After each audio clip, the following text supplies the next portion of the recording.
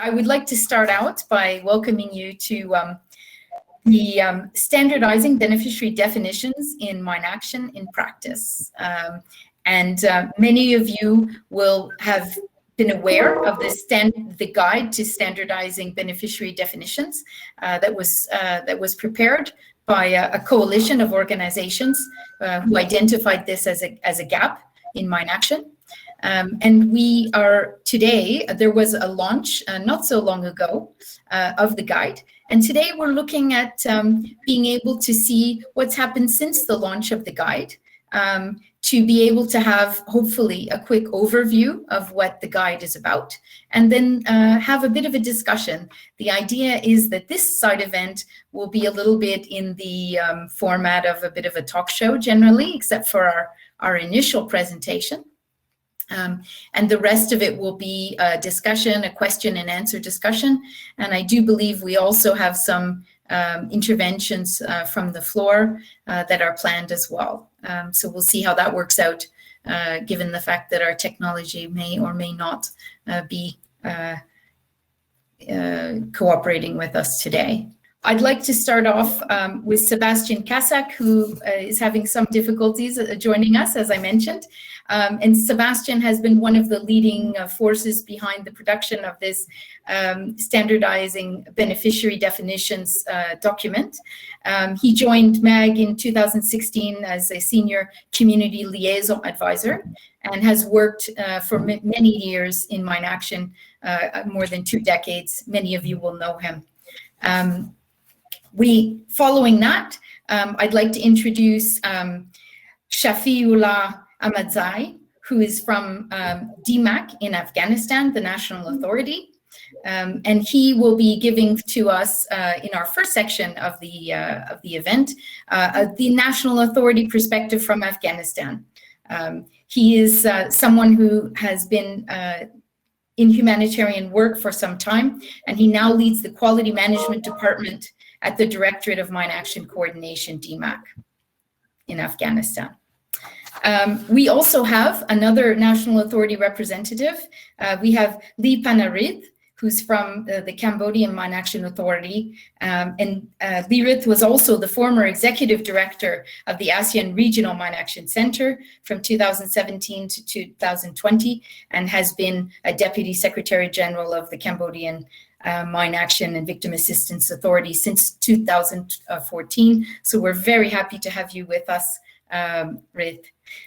Rounding out our first section, we have Katarina Dolazek who is desk officer for Humanitarian Mine Action in the Division of Humanitarian Assistance Operation at the German Federal Foreign Office.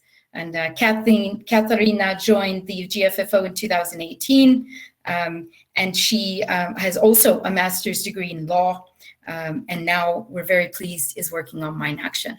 I introduced the first part of the panel, so why don't we stop there for the moment, and we'll hand over to Sebastian, and we'll start with our first section of the panel, who I've now introduced. So Sebastian, can I ask you to kick off with an overview of the Standard Beneficiaries Guide, please? With pleasure, after a heart attack. Greetings from Seoul, Korea, almost midnight here. So standardizing beneficiary definitions has been on our agenda since 2015-16 when we started to write the first guide. It was 3 NGOs, Halo, MAG, and NBA at the time. And do we have the presentation up? I can't see it right now. Just to know. Slide is up.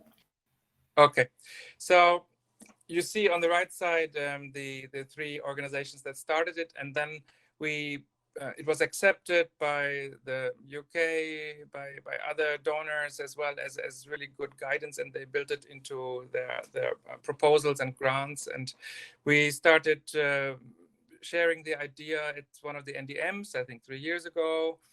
And then we felt, okay, with practice, we have lessons learned. We really want to discuss it and how useful it is to standardize these definitions.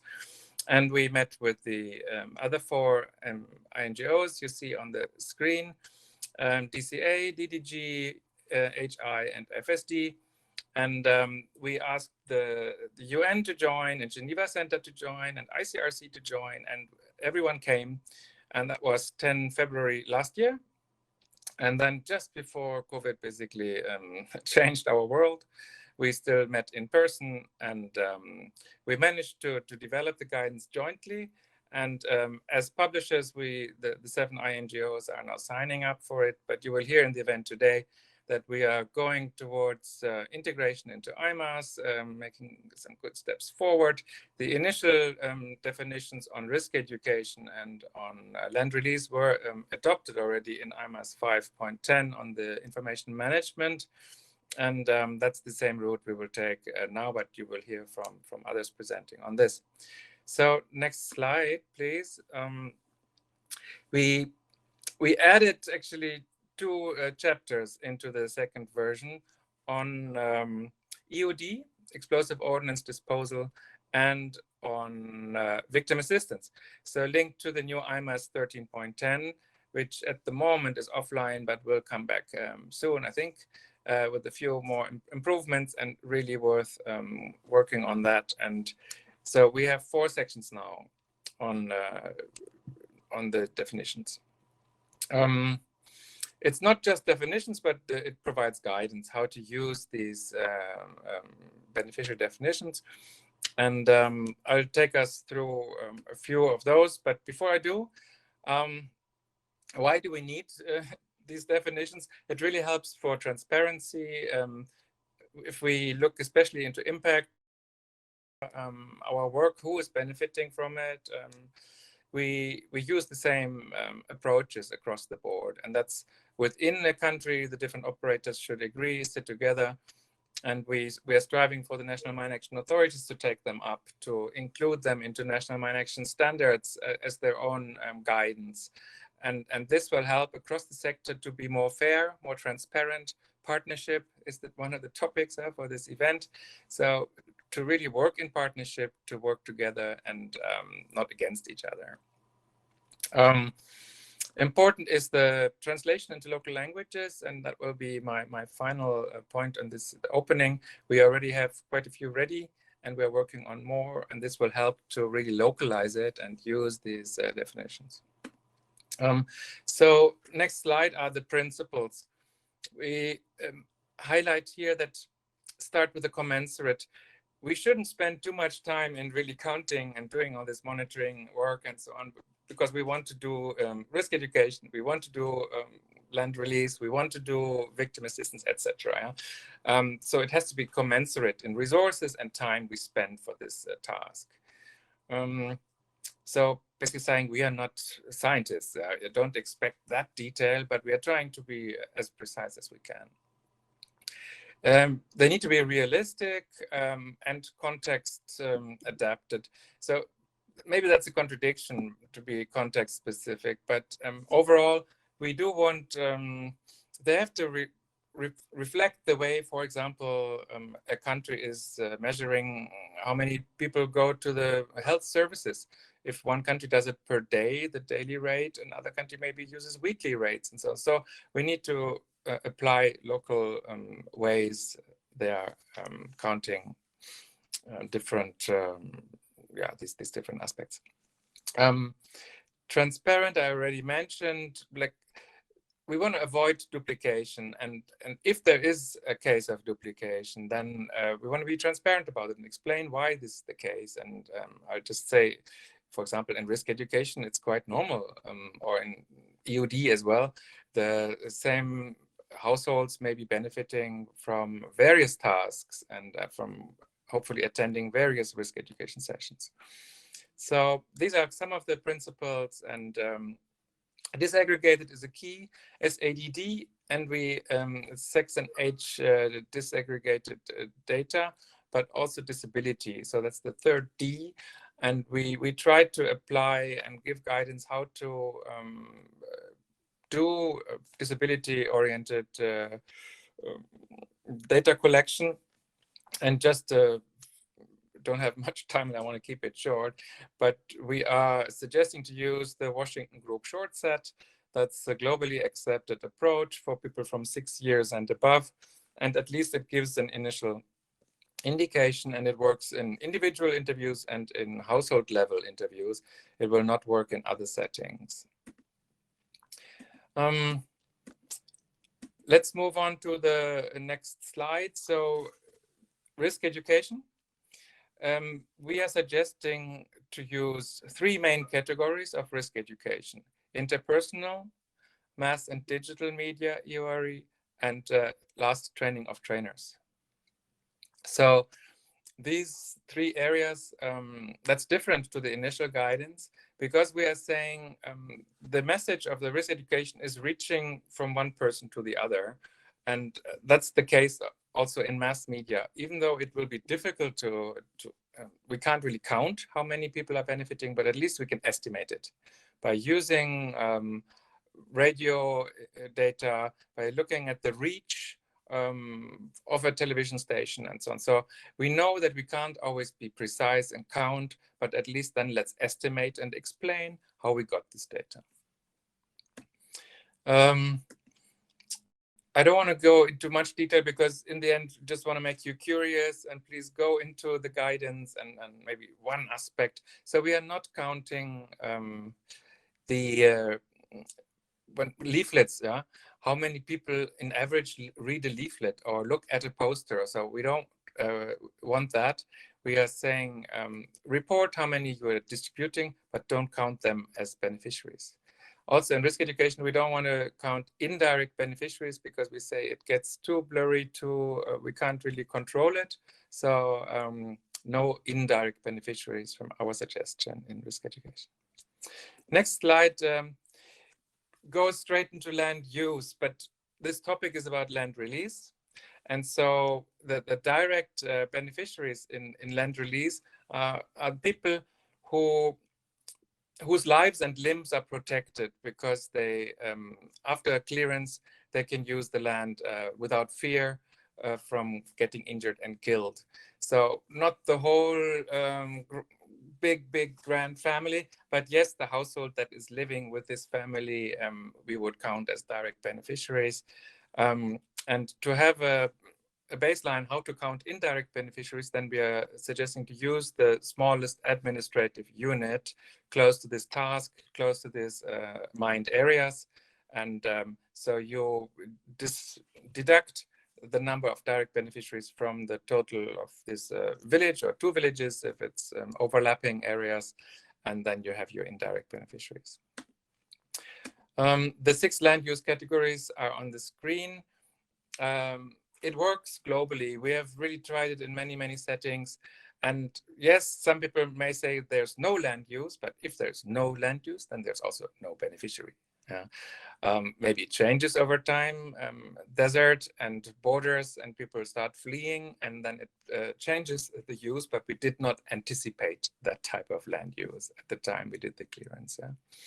So please study the different 6 areas, and like sometimes it's not so easy to count, like access on a road, how many people are really using this road regularly, frequently, how do you define that? And that's why we need to sit together as a stakeholder group and agree on the ways we count in a country setting. Moving on to the area of victim assistance. We know that the role of many operators is fairly limited towards victim assistance. Not that many in the mine action arena are really providers of services. You know? But we do play a role, and that's pretty much what the IMAS 1310 is about. So collecting data, referring victims, that's what we should document as well and count and show that this work is important and it leads to advocacy. And that's how we are defining the beneficiaries in victim assistance. I want to keep it short, just make you a bit curious what it is. So let's give you an example. A person receiving a prosthetic device is obviously a direct beneficiary, but also we want to include the other household members, in this case, indirect beneficiaries. So if you see a person going through victim assistance may go through different stages from medical support, psychosocial support to prosthetics. It's still the same person, but we do want to segregate, as we did for risk education, the type of services that they are receiving. Last is the EOD. How to count beneficiaries from EOD. EOD is not the same as land release. It's a risk reduction, risk management approach, which is not systematic for an entire area to a certain depth and so on. We are removing single items. So it is about the person who reports these items and their household members. They did the right thing, they informed us, and they are safe now. It's the people who could not go to school because that school is blocked. There's a booby trap. They can't use it after the end of conflict. And so these are also direct beneficiaries. And we define also indirect beneficiaries, and that's sometimes hard to count, like in a big urban setting. And we are suggesting to use the blast range and the population density in cases where it's really a lot of people and hard to count. So for detail, again, please look into the guidance itself. So last, we had an online event launch, 24 November, 150 people online. We have shared the guidance and submitted it to the IMAS review board for a discussion, and this will be a topic today. We have done translations, and I promised to say that. So Russian is almost ready, Arabic is done, French is done, Spanish is done, Bosnian, Croatian, Serbian is ready, Lao, final draft, Khmer started, Portuguese draft, and Vietnamese is done. So that's in total 12 languages plus 2 I didn't mention. Dari and Farsi are on the list, but I'm not sure how far our Afghan colleagues are. Maybe we can get this update today. As I said, the National Mine Action authorities will endorse it, donors endorse it, use it. We will hear from Germany today. So looking forward to the contributions now. Thank you. Thanks very much, Sebastian, for that overview and going through it quickly. We're a little bit behind time, so we'll have to try and catch up a little bit. But I do see that there start to be some questions coming in. We will take those questions at the end after we've managed to have some of the presentations or input from our panel. So if you could just be patient, we will make sure that that all the questions are acknowledged somehow. If not during our event, then we will take them afterwards, not to worry. I would first like to move on to asking our first question to Shafi Ullah from Afghanistan, from DMAC. Shafi, I wonder, as head of quality management, could you tell us why you feel that this document is important? Thank you very much, Tammy. I believe it is indeed very important because it helps add a layer of consistency in how we define our beneficiaries. While I was working with the risk education, we had a similar problem where we ran into some data-related problems. And the only way we could solve it was by defining our beneficiaries, defining the programs they are reached through. So yeah, it does also help provide a platform where all relevant stakeholders, including the donors, agree on who direct and indirect beneficiaries are. And it has been a long time, and I think it's long due that we start standardizing these direct and indirect beneficiaries, because every national authority has a different perspective on it and is defining it differently. Also, it will help us plan and prioritize in the future, because we would understand what the problem actually is in the communities, who it is affecting, and who will benefit from potential intervention of mine action. But again, I also see some more work to be done in it to be something that is compliant with IMAS as well, because we do have certain linkages concerning definitions of beneficiaries in IMAS, and IMAS is something that all national authorities duly follow and adapt. So if more work is done towards it, and the national authorities are involved and brought onto the table to discuss this, I wouldn't want to go into details, but I have noticed some problems with this document, although it's a very good document to begin with.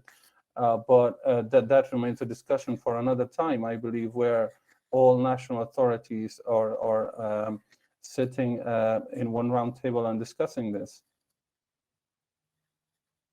So much, Shafi, and I think you've pointed to quite a few interesting issues. This issue of inconsistency with IMAS, and we'll come back to that one for sure. I'd just like to move on, and if I could now pass the floor to Katarina to talk a little bit about the donor perspective on standardizing beneficiaries, because I think this was the donor perspective was a key impetus behind this development of this guide. Over to you, Katarina. Thank you, Tammy. I hope that you can all hear me well. So first of all, thank you very much for inviting Germany to the side event on standardizing beneficiary definitions. So also from our perspective, this initiative is very important for the mine action sector because it provides a framework for harmonization of reporting beneficiaries. So donors, for example, us, we can see at one glance who will benefit directly and indirectly from projects we fund by going through the project documents. And especially standardization of beneficiary definition provides a reference document. So your document, it provides a reference document which we can consider when we assess proposals. So first and foremost, mine action needs to support people in need, and in our case, those are usually among the most vulnerable due to the threat posed by explosive ordnance. And your work, it focuses on many different aspects. The pillars of mine action that Sebastian mentioned, for example, clearance and survey, risk education, victim assistance, but also explosive ordnance disposal. It then considers criteria which are quite important for us as donors as well. It considers gender, age, disabilities, which are also needed not only for delivering mine action activities, but also to evaluate how to best deliver humanitarian assistance afterwards, and maybe also connect them to other measures once an area has been cleared, for example, to development or to further stabilization projects. And all of these further activities, from our perspective, needs to be tailored to the population's needs. So when I read the standardizing beneficiary definitions, there were 3 questions which came into my mind and which I would like to raise here as well. So first, partly statement, partly question. From the German perspective, including the Washington Group set of questions for people with disabilities is a very good measure. In proposals, we ask for disaggregated data on gender, age, and disabilities. However, I noticed that sometimes data for the share of people with disabilities particularly is oftentimes not available. So according to the Washington Group set of questions, or the Washington Group set of questions are developed in a way that people who may not even know that they have any disability or that they are in some way impaired, that they can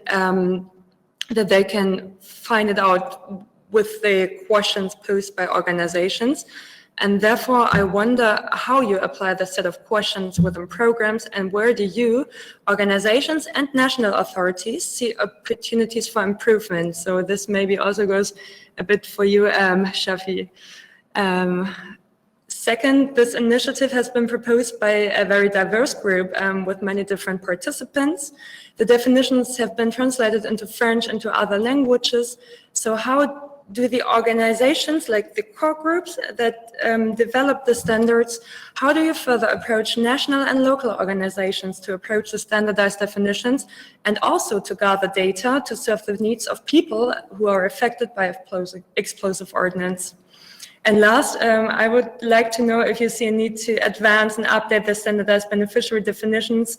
At the moment, I think the last version is from November 2020, so it's not that old.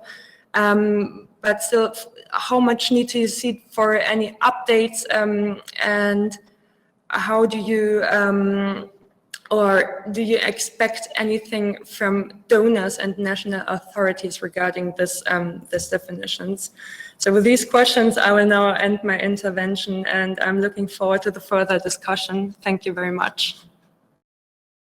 Thank you very much, Katerina. That was very helpful to have the donor perspective. I think what we'll do is we'll ask Laurie from HI, when she does intervene, to perhaps address some of the questions on victim assistance, and she'll be talking about next steps. So we can hopefully get her to answer your questions when she intervenes in the next component, if that's okay, just because we're running short on time. Before we hand over to Laurie and the rest of our panel, I wonder if we could now go to look a little bit at how this guide is being implemented in the field. And I wonder if I could first hand over to Mai Chi Hong from MAG. Who has been working for a long time. She's been working for 14 years and is a community liaison manager, has obviously loads of experience, and is now going to bring us a few examples from the field about how this guide is being implemented. Over to you, Mai Chi. Yeah, thank you, Tammy. Thank you for inviting me to the event. I am the community liaison manager of MICE advisory group in Vietnam. MAG has been working in Vietnam since 1999. Today, we have over 730 staff working in Quang Tri and Quang Binh provinces to clear the deadly legacy of the war. MAG conducts battle clearance, area clearance, cluster munition clearance, technical survey, non-technical survey, and explosive ordnance-free education. The community liaison teams are at the center of ARM's MAG operations.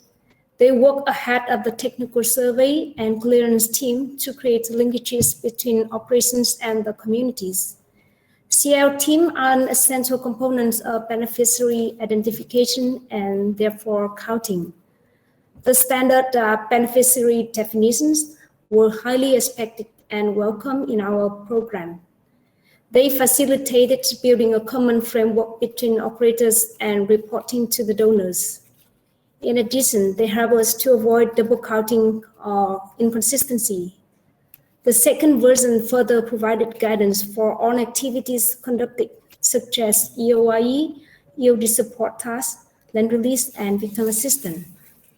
And how it is applied in MAG Vietnam, it is a part of the consortium work with NPA, CRS, and more recently, Peace Tree Vietnam.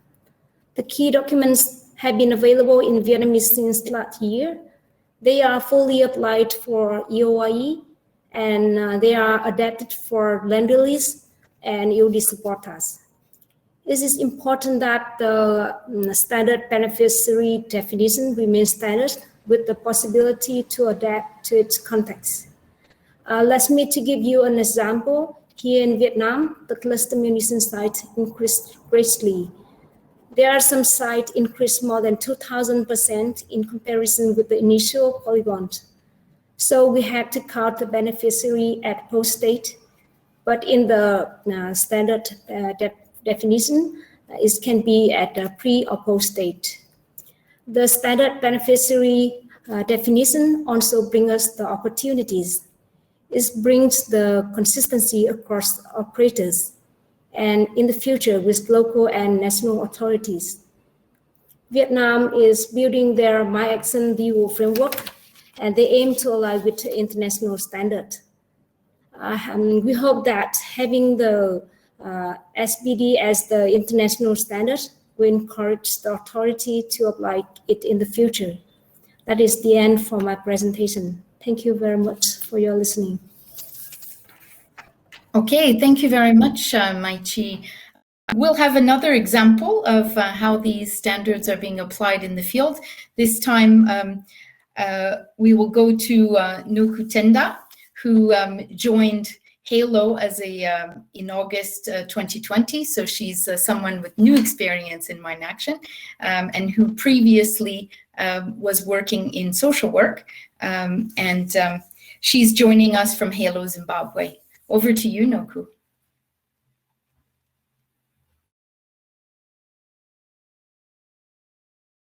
Oh, you're still muted. If you could just unmute so we can hear you.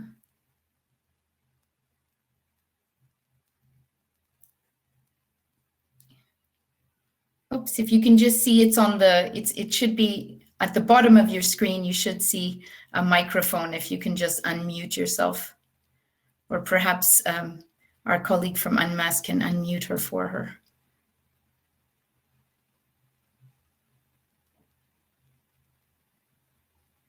Okay.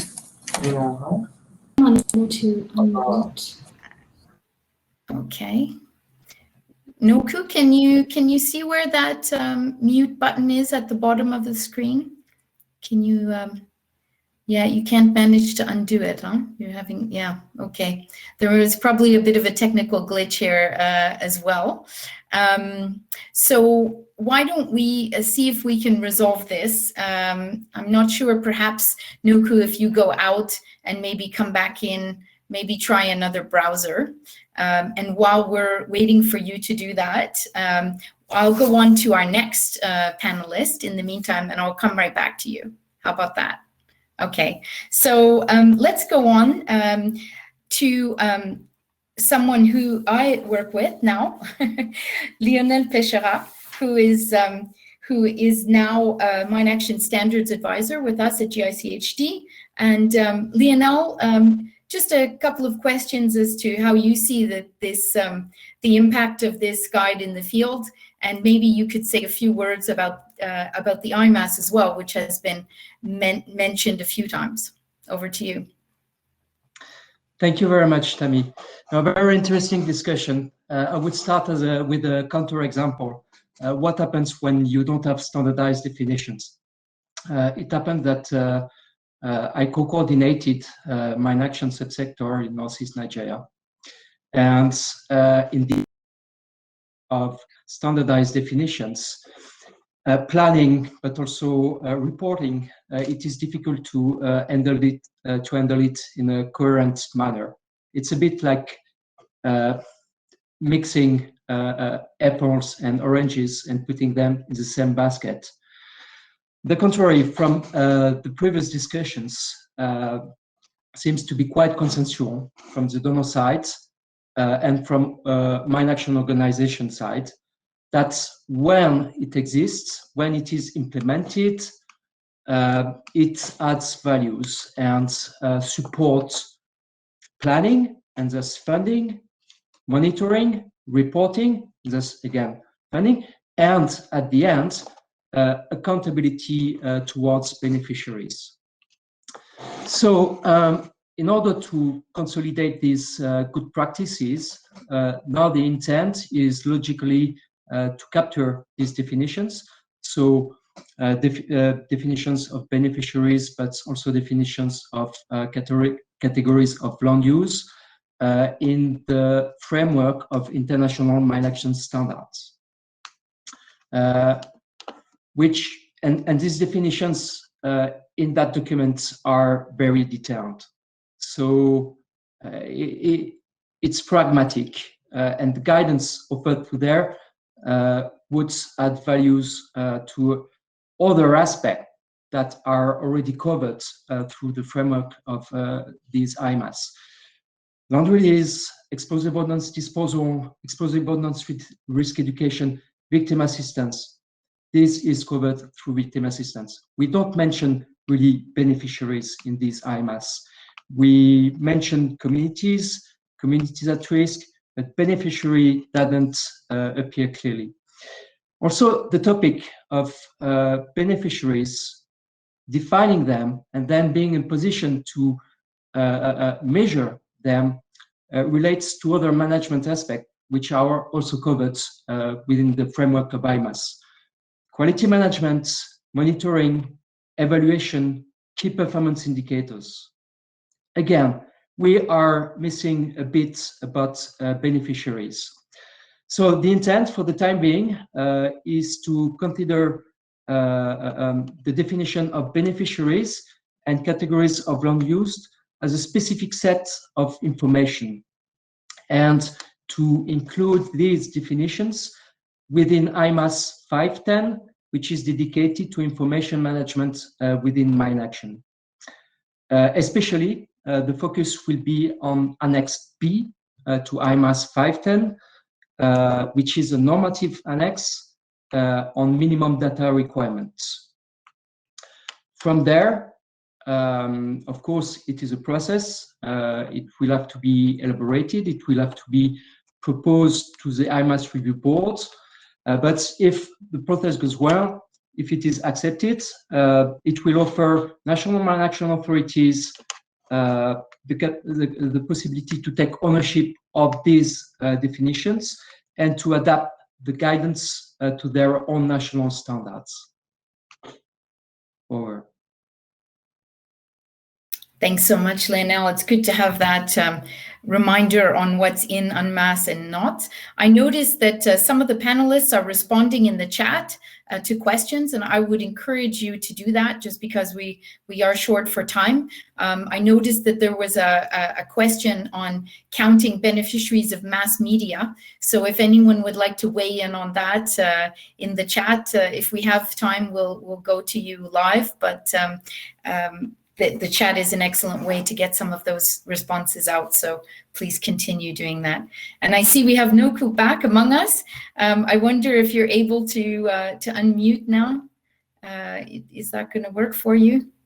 Still not, huh? Okay. Well, we'll have to try and get our thinking caps on how we can solve this. But for the moment, I guess we will go to the next questions, which relate to the next steps actually in this process. And maybe I could start out with you, Laurie, and then I would like to go to Cambodia to talk about their example of how they see the guide and what next steps will be planned in Cambodia. So maybe over to you, Laurie, to start off.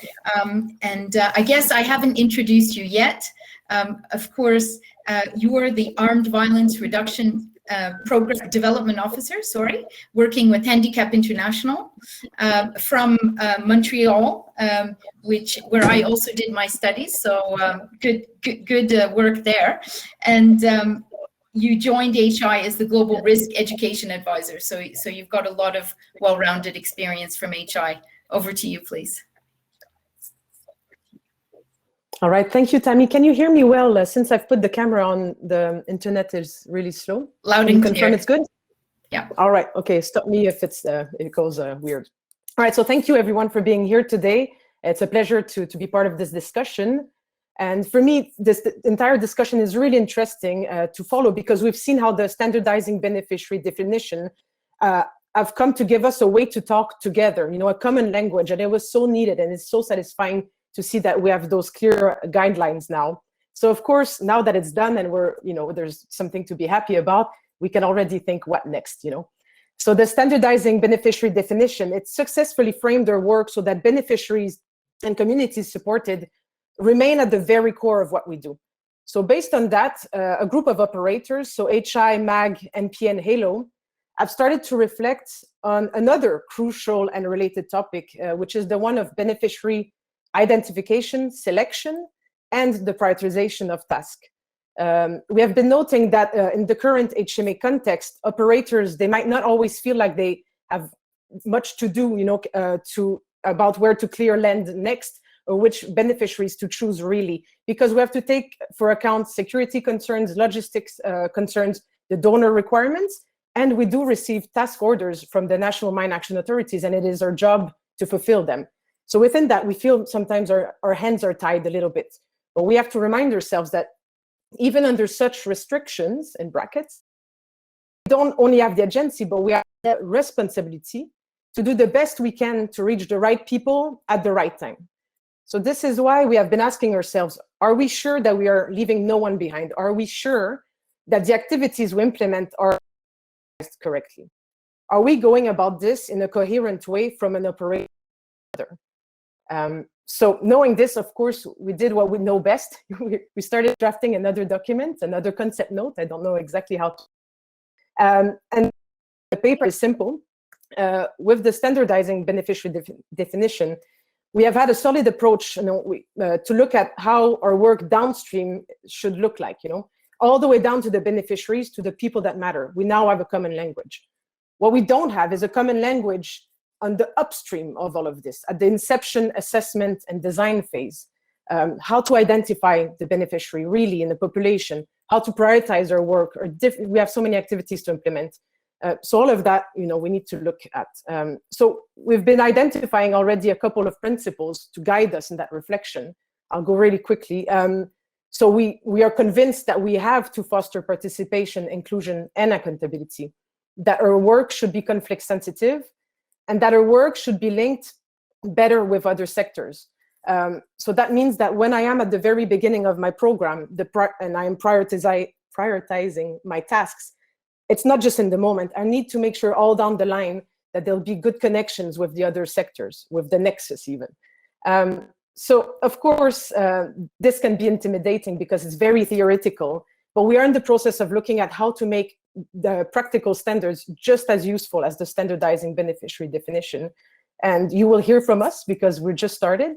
And we will be so excited to have your feedback and make this another useful tool. So I hope, Katarina, this shows you a bit what next to be done in terms of improvement of the SDBs. I think we need to think at before and all down the line. So that's it for me. Thank you.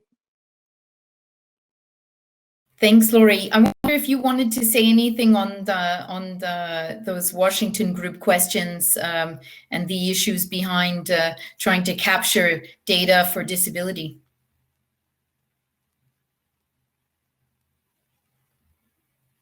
No, of course, I'll go really quickly. I mean, it's the same challenge. Initially, it was about gender and age. Now we've managed.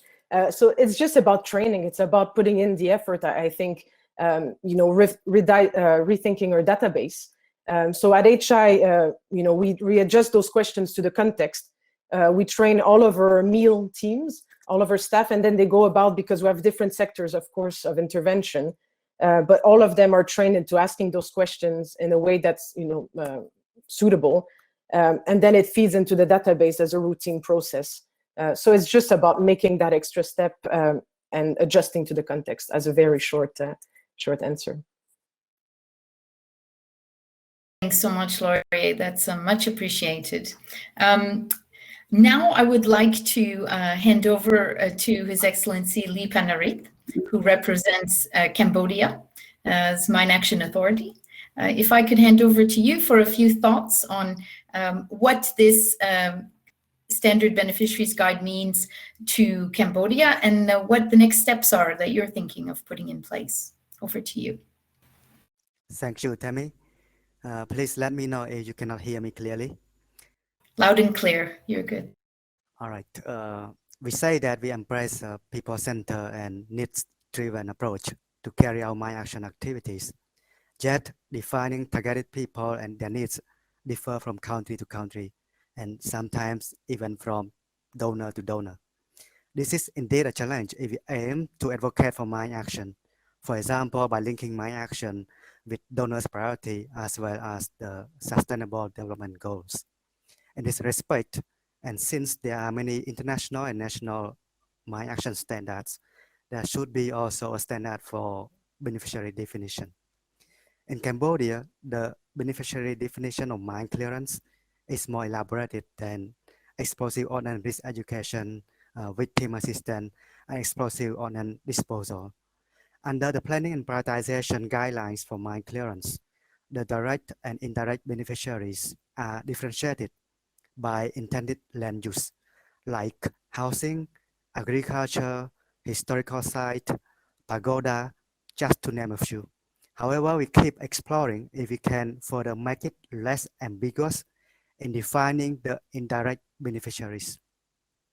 As such, we can tap into the best practices documented in this second edition or standardizing beneficiary definition to improve our beneficiary definition, not only for explosive ordnance risk education, victim assistance, and explosive ordnance disposal, but also for mine clearance. Now, with NPA's support, the document is being translated into Khmer language.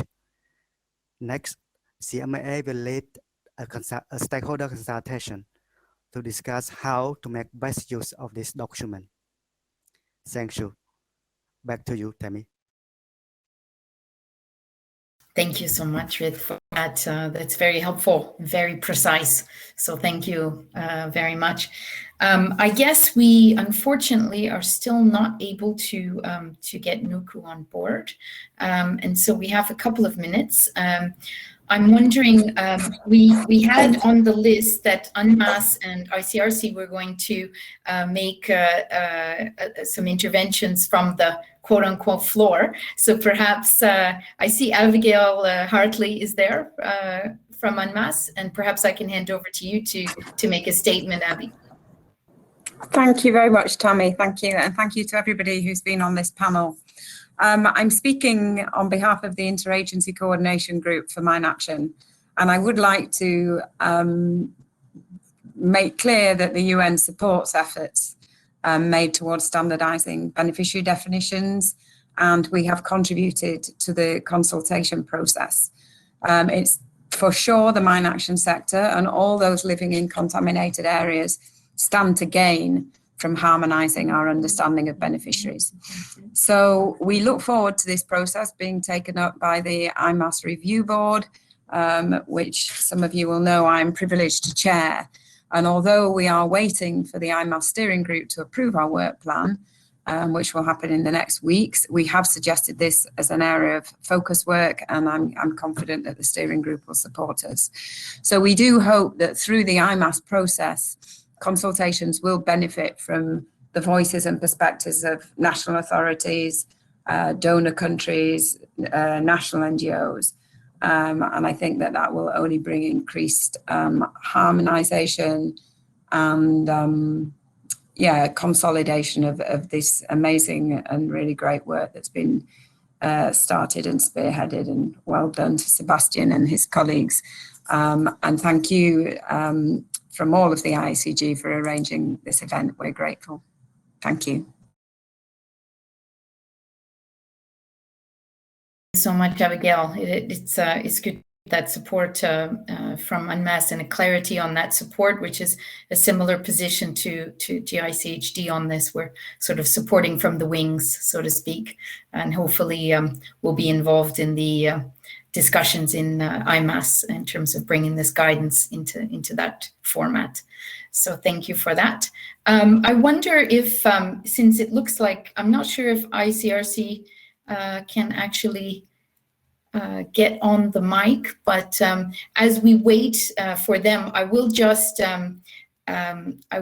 highlight that some people are going to have to go quickly or slightly before the end of this side event, just because there is a panel starting right at 5:30, and so we will end up having to end at 5:30 sharp.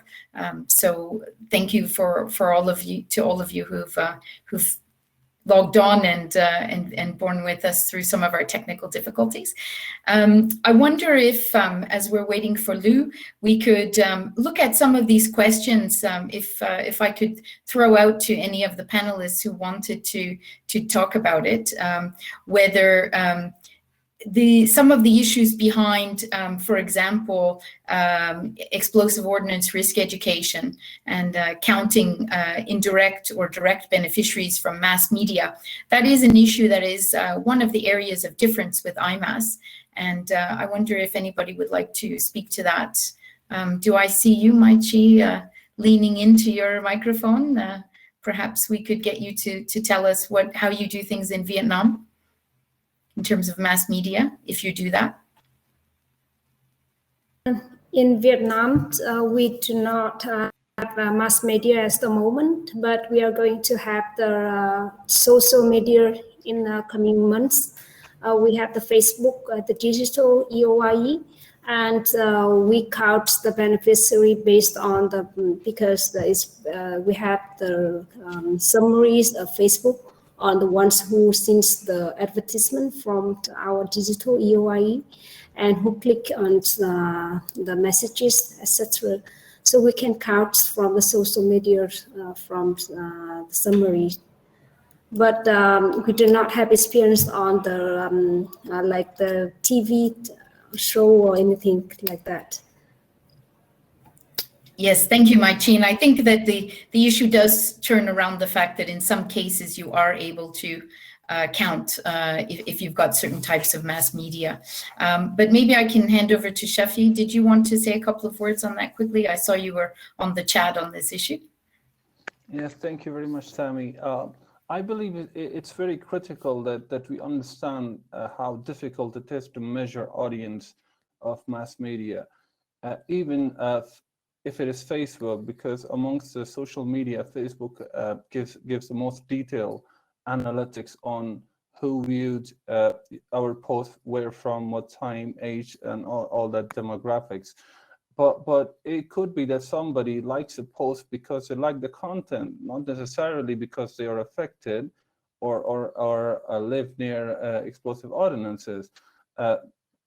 Similarly, with radio and TV, it could be that many people are reached, but then it could be that they are not affected and they are not interested in it. So unless and until we can control that variable, it is very problematic to measure those beneficiaries because it will impact on future prioritization and future planning. For instance, if we have a community with 1,000 odd people that live near explosive ordinances, and through mass media or through TV or public service announcements, we reach around 600 people. That is the metric, 600 people, but it could be that only a handful, 2 or 3 of those people were amongst those that were affected and those that benefited from it. And there's again the problem of the inferred message versus the intended message, because it's one-way communication. We can't be certain. While it is good to have mass media to pass on risk education, I don't think we can rely on that. Okay. Well, thank you very much, Shafi. I think we will have to wrap up now. I noticed that Nuku has extended her apologies for the technical difficulties, but I extend my apologies to you, Nuku. We really would have liked to have heard from you. So apologies for not hearing the case of Zimbabwe. But I do thank all the panelists who've contributed to this event. I think there are still things to discuss as we move forward with discussions and move into the IMAS format.